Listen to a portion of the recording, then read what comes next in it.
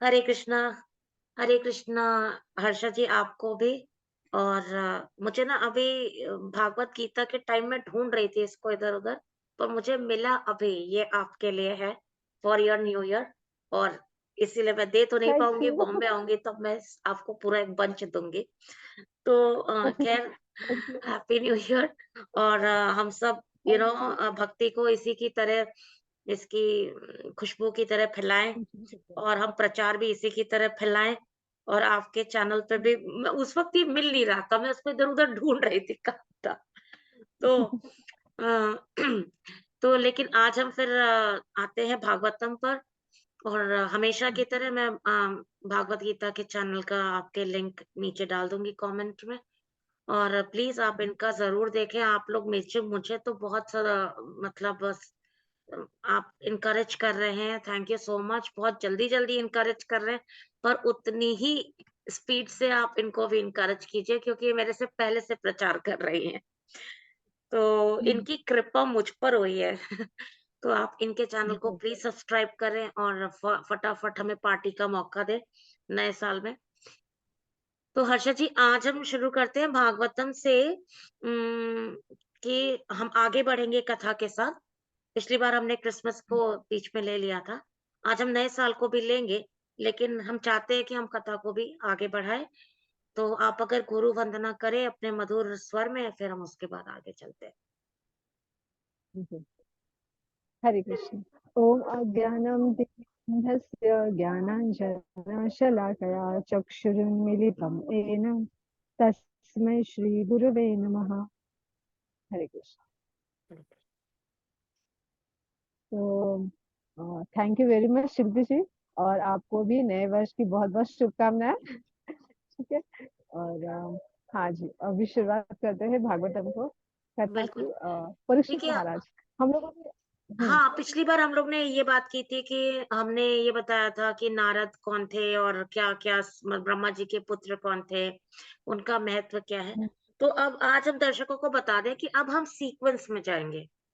अब हम कहाँ से हाँ, पहला हुआ, फिर कहाँ से क्या हुआ, हम वैसे जाएँगे, ठीक है? तो अब आप करेक्ट, परीक्षित वाली पहले सुना दीजिए, फिर हम आगे उसकी चर्चा करेंगे। ठीक है।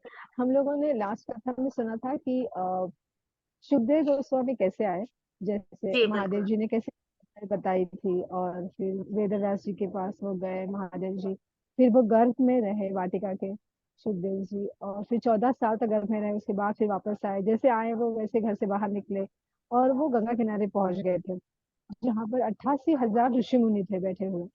वहां पर परीक्षित महाराज कैसे आए वो अभी आज कथा बताएंगे।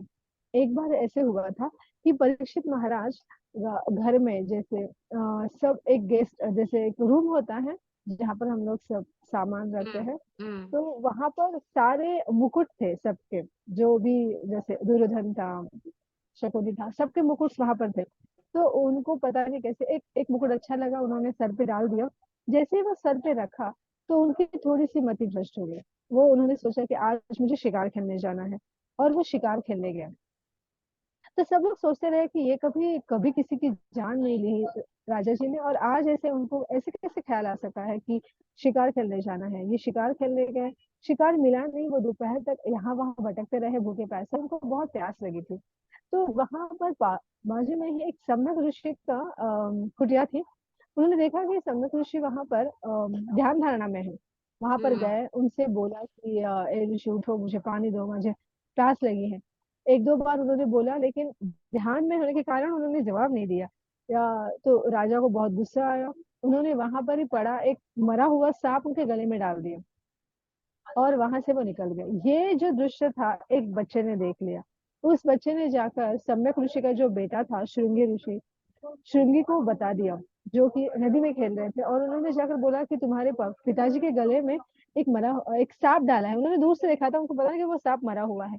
तो उनको बहुत गुस्सा आया श्रृंगी ऋषि को, और श्रृंगी ने वहां जल में ही पानी लिया, और उन्होंने श्राप दिया कि जो जिसने भी मेरे पापा के गले में सांप डाला है गले में, और वो इंसान तक्षक नाग के डसने से 7 दिन में वो मर जाएगा, उसकी मृत्यु होगी। और ऐसे बोलकर वो घर पे आया, देखा तो पापा जिंदा है। तो फिर ऋषि मुनि ने उनको पूछा कि आपने ऐसा क्यों किया, क्योंकि वो जो सम्यक ऋषि थे वो भी बहुत ही मतलब ये थे समझने वाले कि मेरा बेटा क्या कर रहा है। उन्होंने जहाँ पर श्राप दिया तो उनको समझ में आया यहाँ पर, क्योंकि ये मन की गति से चलता है। कलयुग में वैसा नहीं है, हमें बोलने के बाद पता चल जाएगा इंसान को कि इंसान क्या करने वाला है। बट उस टाइम जो सोचता था, जब उस टाइम जो कोई सोचते थे, तो वो सोच या फिर जो करता था, दूर से ही उनका जो पापा है वो समझ जाते थे कि उसने क्या किया है बेटे ने। तो उन्होंने बोला कि तुमने ये गलत किया है बेटा, आपने तो देखा नहीं, क्योंकि उसको लगा था कि सांप डाला है तो पापा मरने वाले हैं या फिर मर चुके होंगे, लेकिन पता चला कि वो मरा हुआ सांप था। फिर यहाँ पर सम्यक ऋषि ने उस बच्चे को बोला कि जाकर आप बता दो राजा को कि आपको श्राप मिला है, आज के 7वें दिन में आपकी मृत्यु होने वाली है तक्षक नाग डसने से।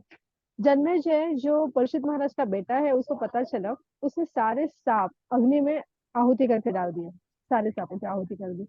यहाँ पर परीक्षित महाराज बोलने लगे कि मेरे लिए ये मतलब बहुत ही अच्छा है, मुझे पनिशमेंट मिलना ही चाहिए, मैंने बहुत बड़ी गलती की है। जैसे ही मुकुट उतारा उनको पछतावा हुआ। फिर मुकुट उतारने के बाद उसने देखा कि वो मुकुट दुर्योधन का था। यहाँ पर एक शिक्षा मुझे जैसे लेने जैसे है कि हमें किसी की चीज यूज नहीं करनी चाहिए।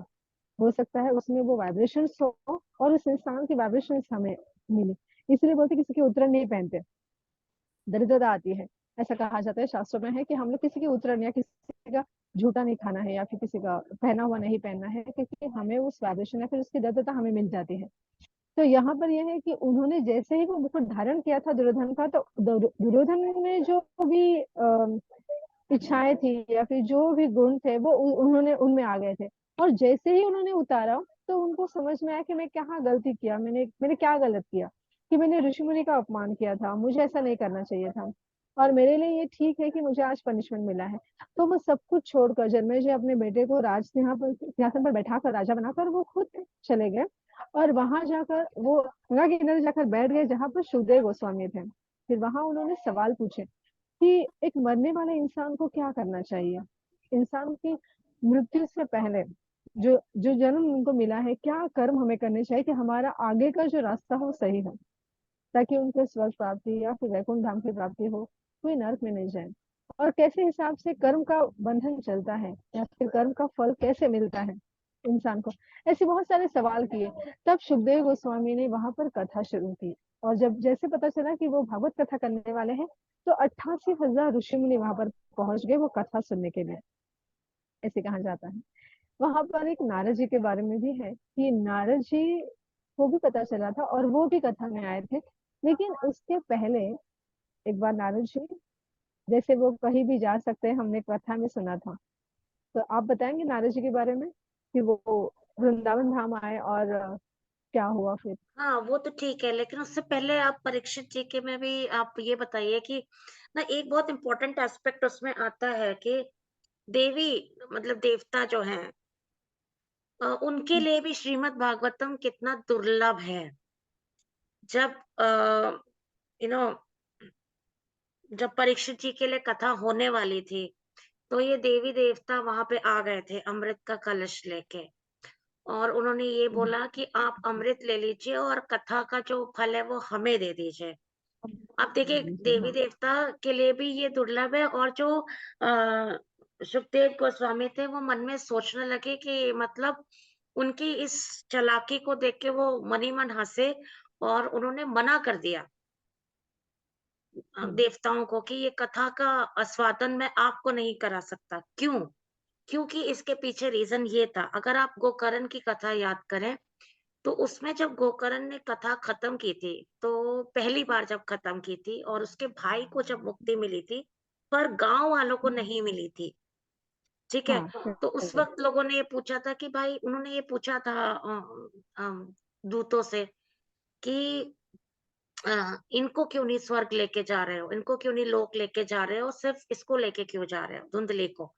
तो उन्होंने कहा था कि इन लोगों ने सिर्फ़ सुनने का काम किया है, भक्ति नहीं थी इनके अंदर।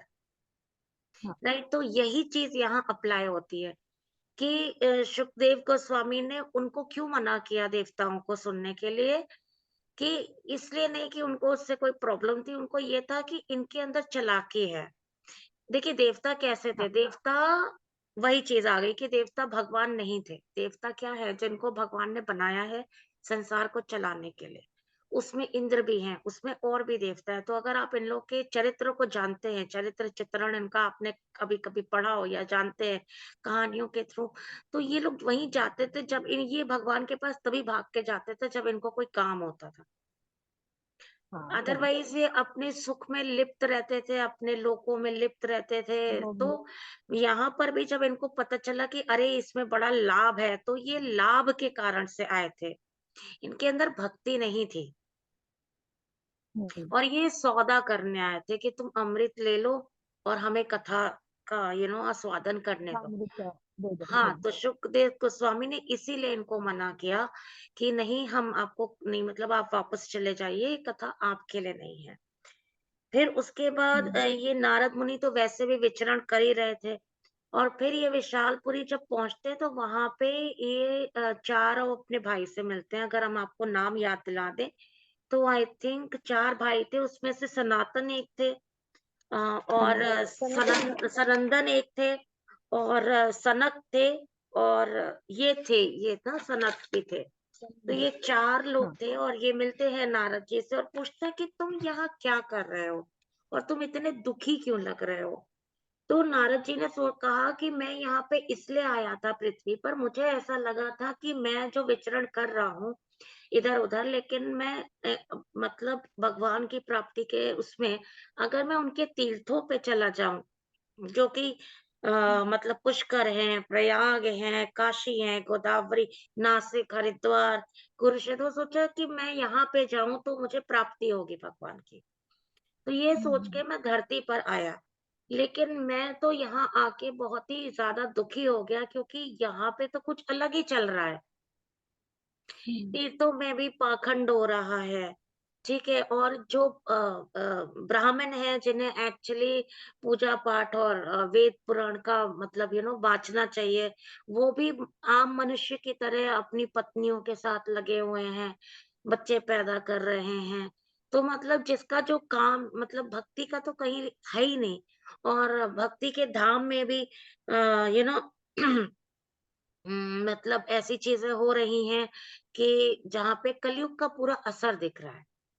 तो वो बोले कि मैं तो हुँ, बहुत ही ज़्यादा दुखी हो गया कि भगवान के यहाँ पे इतने पवित्र तीर्थ हैं, उसके होते हुए भी लोग कितना मतलब तीर्थों में भी पाप हो रहे हैं।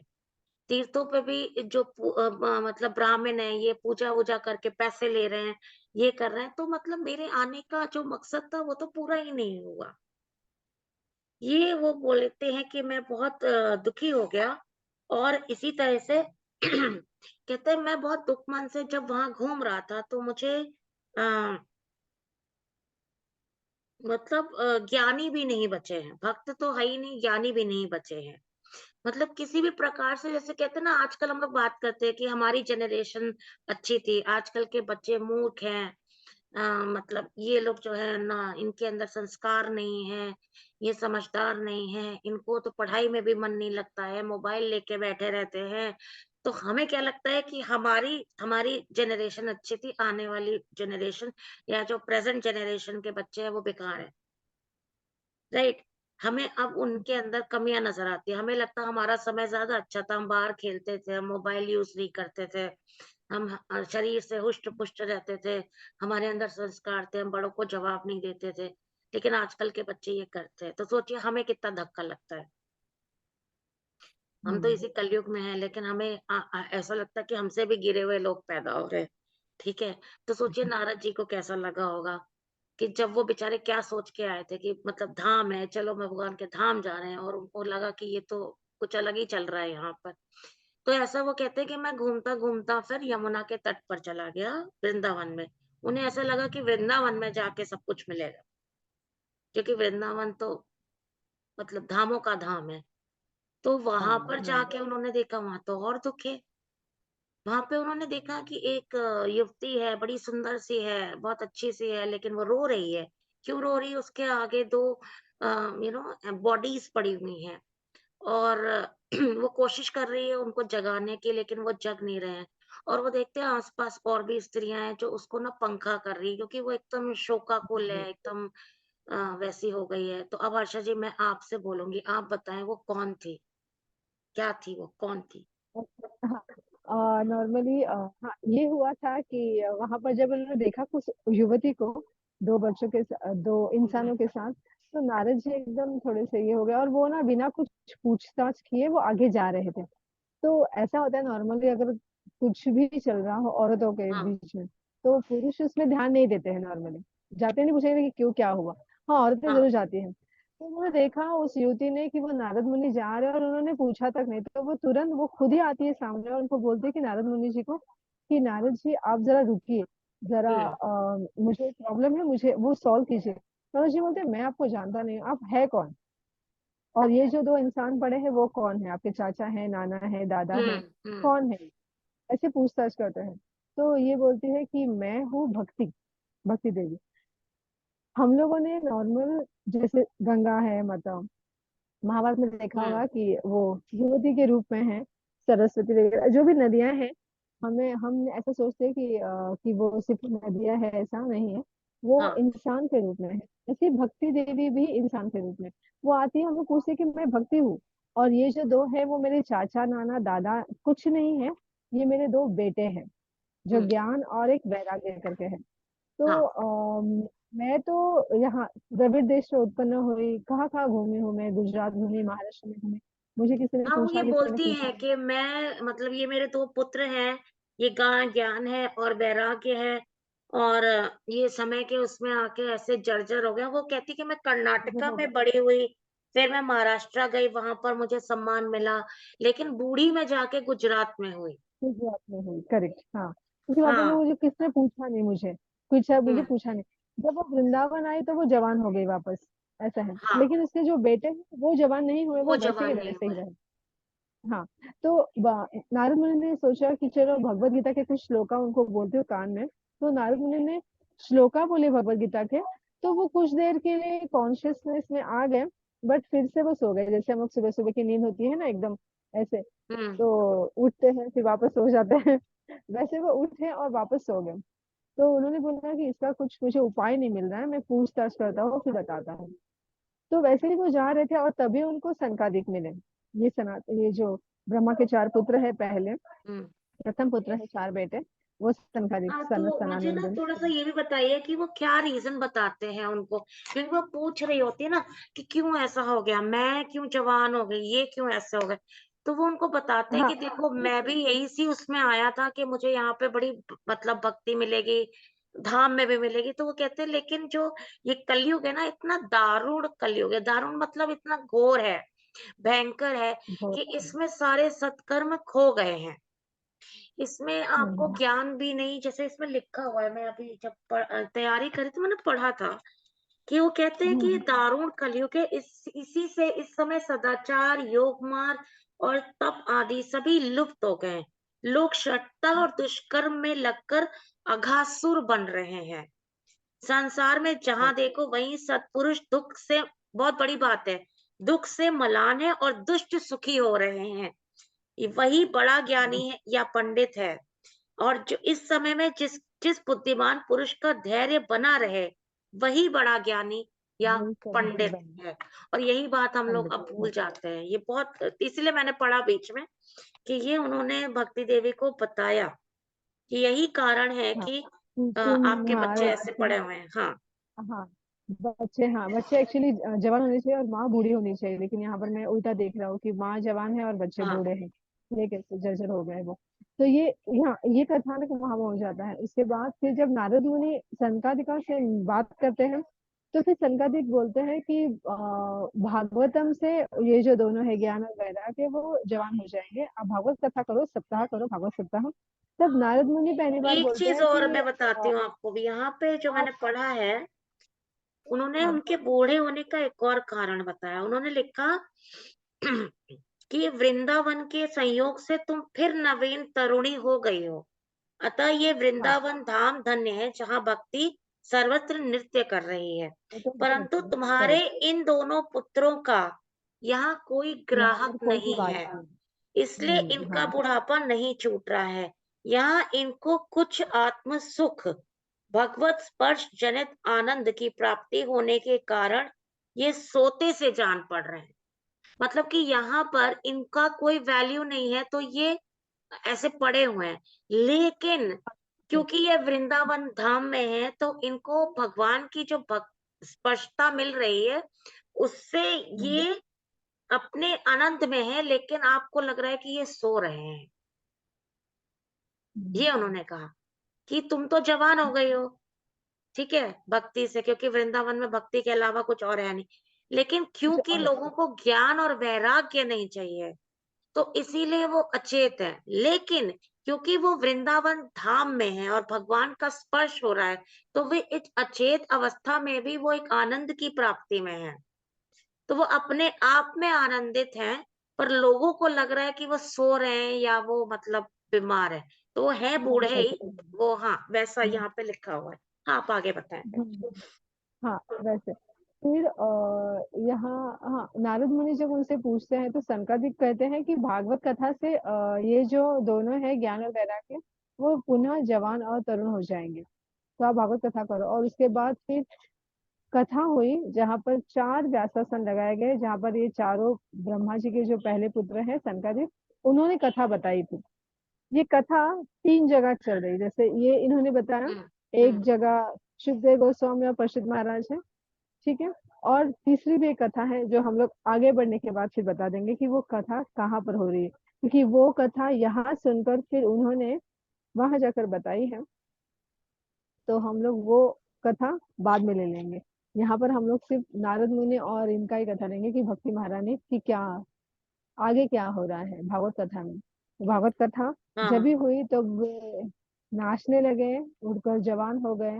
ज्ञान और वैराग्य जैसे पता चला कि भागवत कथा हो रही है करके, सिर्फ और सिर्फ सिर्फ सुनने से कि हाँ भागवत कथा हो रही है, ज्ञान और वैराग्य उठकर नाचने लगे थे। तो सब लोगों ने ये तभी देखा कि ये जादू कैसे हुआ था।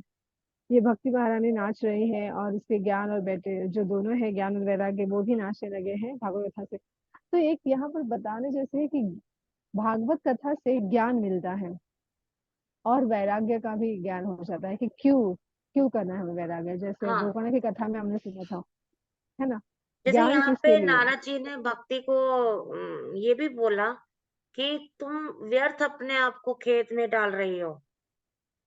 हम्म, तुम चिंता क्यों कर रही हो? तुम श्री कमलों में चरण में चिंतन करो। उनकी कृपा से तुम्हारा सारा दुख दूर हो जाएगा।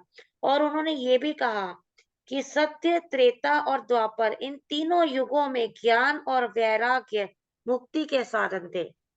और फिर हम्म, किंतु कलयुग में तो केवल भक्ति ही ब्रह्मा हाँ। सायुज्य की प्राप्ति कराने वाली है।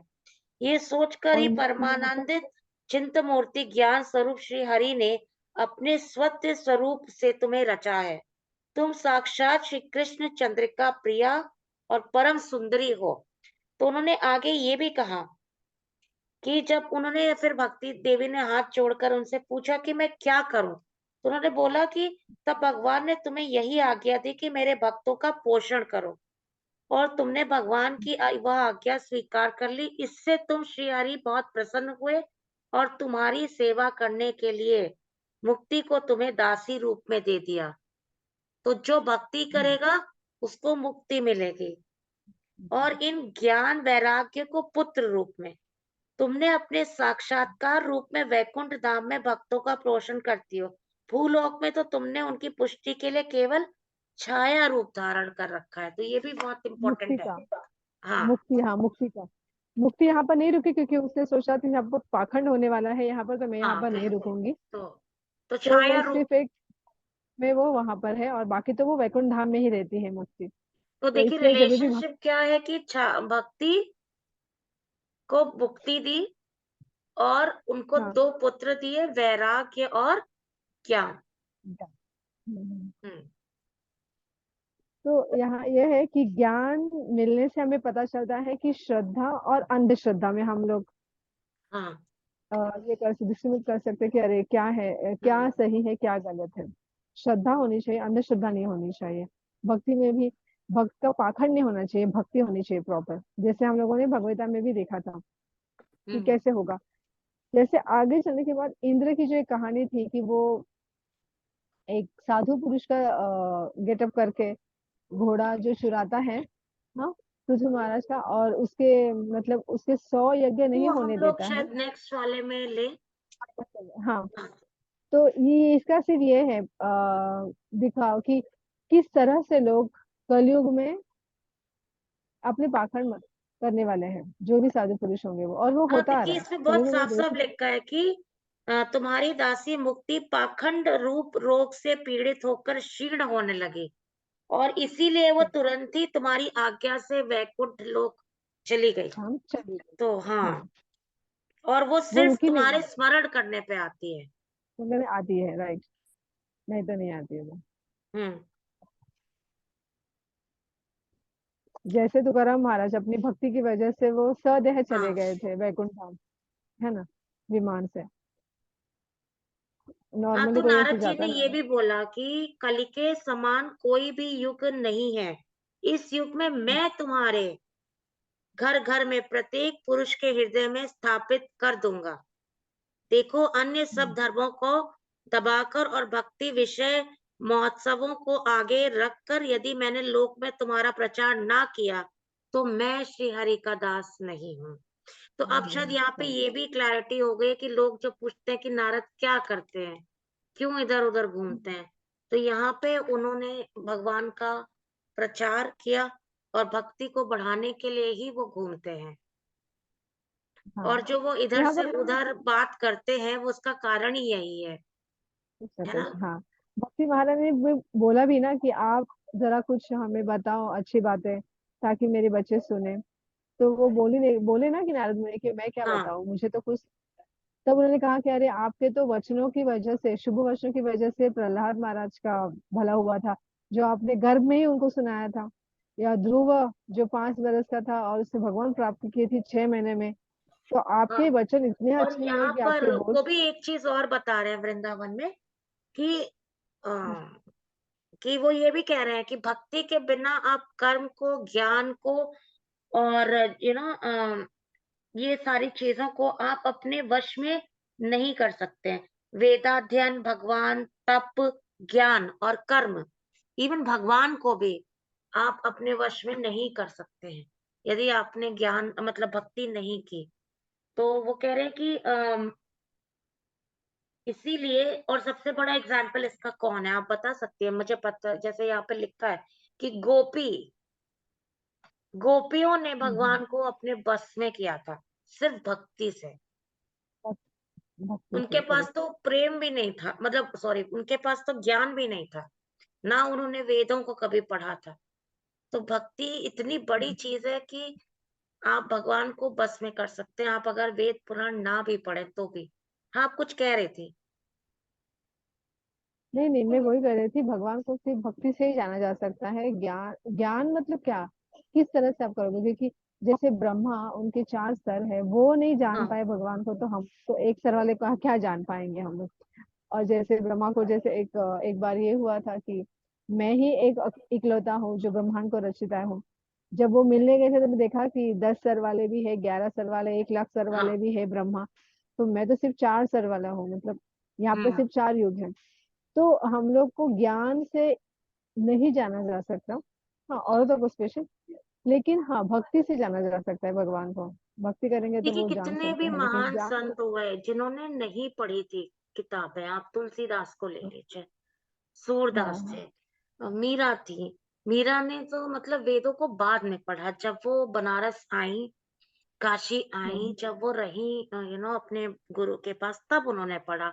लेकिन बचपन से वो सिर्फ प्रेम और भक्ति कर रही थी और करेक्ट। भगवान उनके वश में थे। तो यहाँ पे नारद जी यही कहते हैं कि भक्ति तुम अपने आप को कम मत समझो, वो उनका कॉन्फिडेंस बढ़ा रहे होते हैं एक्चुअली, क्योंकि वो बेचारी बहुत वो हम्म, हो गई होती है कि मतलब मेरे ऐसे। तो वो यही कह रहे होते हैं कि नहीं तुम ऐसा मत समझो और मैं तुम्हारी मदद करूँगा, मैं तुम्हारा प्रचार करूँगा और इसीलिए शायद नारद जो हैं वो चारों लोकों में घूमते हैं।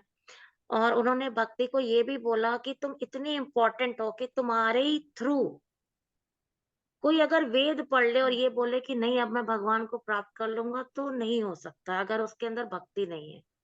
भक्ति नहीं है तो हाँ। हाँ, क्योंकि फिर अगर आप बिना भक्ति के वेद पढ़ रहे हैं, तो वो तो ऐसा हुआ कि जैसे आप कोई भी विषय की किताब पढ़ ले रहे हैं।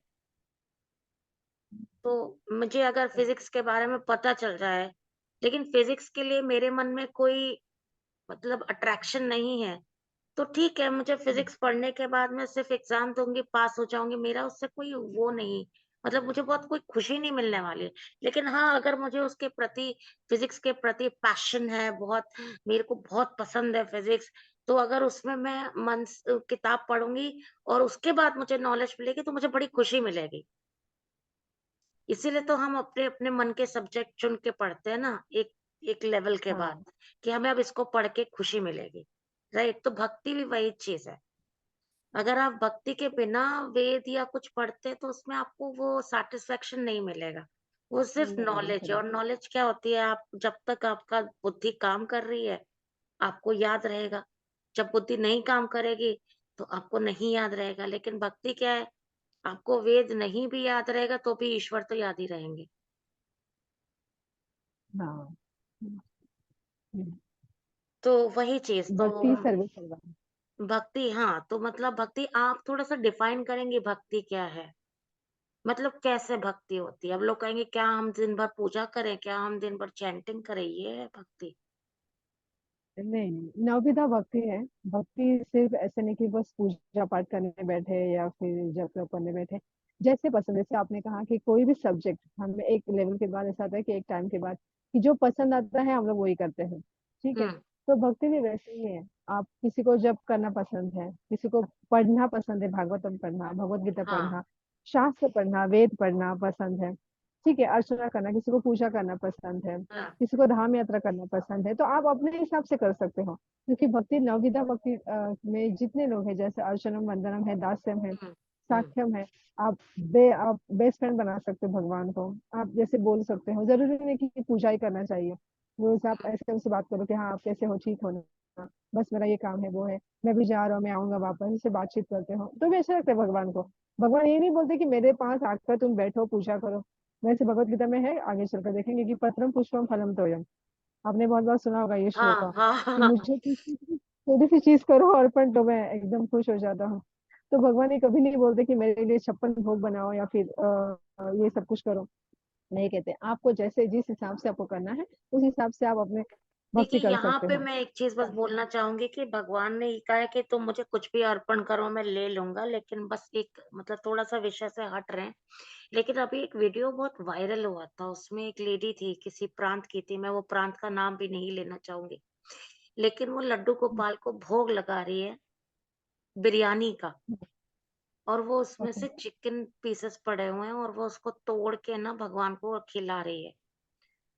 तो बहुत लोगों ने बोला कि ये तो सब भगवान का है, तो भोग लगाने, पर ऐसा नहीं है कि मतलब भगवान ने बोला है कि पुष्पम, तोयम, फलम ये सब बोला है, तो उन्होंने कहीं मासम नहीं बोला है तो मातम नहीं बोला है, करेक्ट। हाँ, दारुम नहीं बोला है। हाँ, हाँ, क्योंकि माने वही। जिस चीज़ को मतलब अगर हमने अपना बच्चा पैदा किया है, तो हम अपने बच्चे को कैसे खा सकते हैं? करेक्ट। सारे जीव हाँ, जब भगवान ने बनाए हैं, तो वो अपने ही जीव को कैसे खा सकते हैं? मतलब बहुत सोचने सिखा वाली सकते बात हैं, है ये। एक पिता अपने बच्चों को नहीं खा सकता। फिर से नहीं खा सकता। हाँ, तो हम लोग भी और ये जैसे जो पेट्स पालते हैं, हम मुर्गियाँ पालते हैं, कुछ भी करते हैं, तो आप सोचिए आप भी उनके माँ-बाप जैसे ही हैं। फिर आप उन्हीं को मतलब कर लेते, तो बहुत काट गलत सकते हैं। बात है। और वो वीडियो बहुत वायरल हुआ, पर फिर शायद उसने उतार ली डिलीट कर दिया, जो भी किया, क्योंकि काफ़ी उसको लोगों ने बोलना शुरू किया कि तुम लड्डू गोपाल को मतलब लड्डू गोपाल क्या हैं? छोटे से बच्चे, राइट? मतलब बच्चे ही तो है ना वो, हम हम्म, उनको बच्चों की तरह ही तो ट्रीट हम्म, करते हैं। उनको आप बिरयानी खिला रहे हो, तो मतलब आप अपने खुद के बच्चे को जो 6-7 महीने का होता है, उसको आप अन्न भी नहीं देते हो। हमारा लड्डू गोपाल तो 6-7 महीने के बच्चे के बराबर ही है, हुए ना? हम्म। तो वही चीज़ मतलब, तो यहाँ पे जो आपने श्लोक बोला है, तो उसको थोड़ा विस्तार में और बता दीजिए कि क्या-क्या चीज़ है वो भोग में लगा सकते, क्या चीज़ है ऐसी जो खाते हैं और जो हमें भी नहीं खानी चाहिए? सात्विक खाना चाहिए हमें। ना कि जैसे तामसी तामसी नहीं खाना चाहिए, हम्म। और ना ही वो भोग भी लगाना चाहिए। मैंने देखा है कि बहुत बार लोग भोग लगाते हैं, प्याज लहसुन का भोग लगाते हैं, नॉनवेज का भोग हाँ, नहीं, लगाते हैं, वो भगवान स्वीकार नहीं करते हैं। स्वीकार कैसे करेंगे? जैसे बोलते हैं ना, ठीक है, एक बच्चे के लिए दूसरे बच्चे का आहार नहीं बना सकते भगवान, वही वो चीज। खुद पिता है। तो एक बच्चे का आहार वो दूसरे बच्चे को कैसे दे सकते हैं भगवान? नहीं दे सकते। वही चीज। और वैसे थैंक यू। इसीलिए वो हाँ, शायद भगवान। हर्षा जी, मुझे लगता है हमारे पास समय खत्म हो रहा है, हम अगले एपिसोड में इसको कंटिन्यू करेंगे। ठीक है, और आगे हम नारद जी की कथा आगे लेके जाएंगे, फिर भक्ति देवी ने क्या किया और कैसे हुआ, क्योंकि हमें लगता है हमारा समय थोड़ा समाप्त हो रहा है। तो हम अगली बार करेंगे। एवरीबॉडी हैप्पी न्यू ईयर, और हम मिलते हैं नए साल में, तो और नए एपिसोड के साथ। हरे कृष्ण। सभी को happy new year. Hare Krishna. Thank you very much.